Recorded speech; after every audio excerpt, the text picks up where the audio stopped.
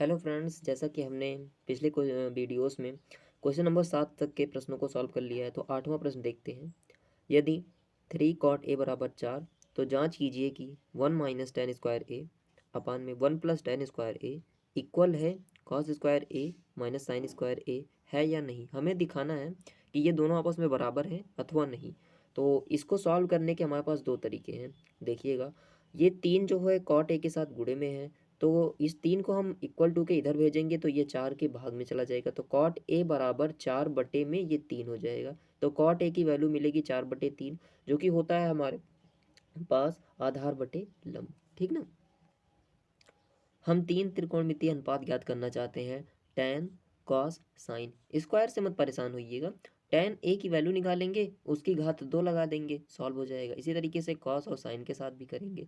तो हमें ten cos और साइन चाहिए। तो दो तरीकों में से पहला तरीका है, एक समकोण त्रिभुज बनाते हैं जिसमें से हमें आधार और लंब तो पता ही हो जाएगा, कर्ण पता कर लेते हैं पाइथागोरस प्रमेय से, बाकी इन तीनों त्रिकोणमितीय अनुपातों को ज्ञात कर लेंगे। और दूसरा तरीका है, त्रिकोणमितीय सर्वसमीकरण लगाते हैं, कुछ संबंधों का उपयोग करते हैं और कॉट से हम टेन निकाल सकते हैं, क्योंकि कॉट ए बराबर 1/tan ए होता है।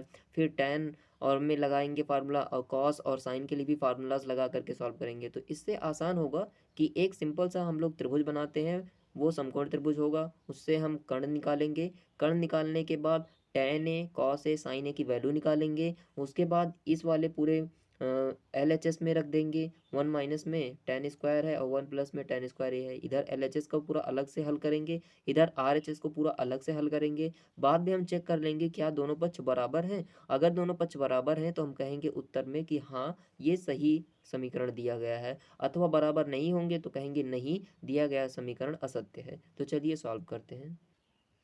तो फ्रेंड्स, मैंने आपके लिए पहले से ही क्वेश्चन लिख रखा है, आगे सॉल्व करते हैं इसके सोल्यूशन को। लिखेंगे सोल्यूशन, 3 कॉट ए बराबर 4, तो कॉट ए बराबर 4/3, अर्थात ये आधार बटे लंब है। एक बनाया समकोण त्रिभुज जिसका नाम ABC।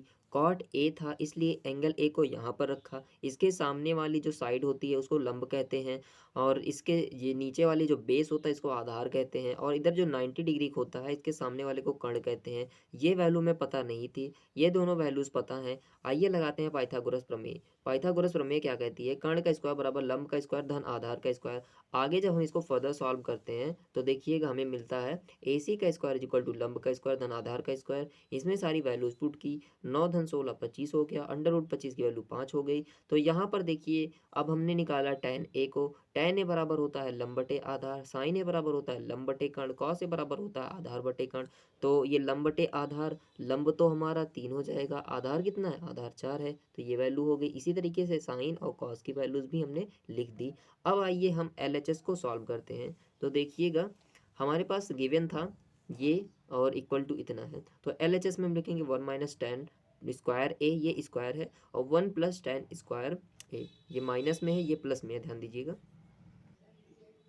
यहाँ देखिएगा, हमने रख दिया यहाँ पर tan A की वैल्यू, नीचे भी tan A की वैल्यू रखी, ऊपर माइनस नीचे प्लस। तो देखिएगा यहाँ पर हमारा हो जाता है, ये 3 का स्क्वायर 9, 4 का स्क्वायर 16, इसी तरीके से नीचे भी।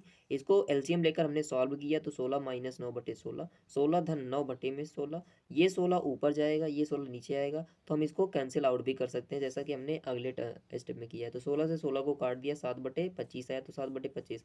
RHS की वैल्यू कॉस स्क्वायर ए माइनस साइन स्क्वायर ए, तो कॉस स्क्वायर ए मतलब कि कॉस ए की वैल्यू उसका स्क्वायर, साइन ए की वैल्यू उसका स्क्वायर, इसको 4 का स्क्वायर के मतलब 16/25, इधर 9/25, इसको भी सॉल्व किया तो 7/25। तो देखिएगा हम कह सकते हैं अतः यहाँ पर LHS बराबर है RHS के, तो हम कह सकते हैं हाँ, ये दिया गया इक्वेशन सही है।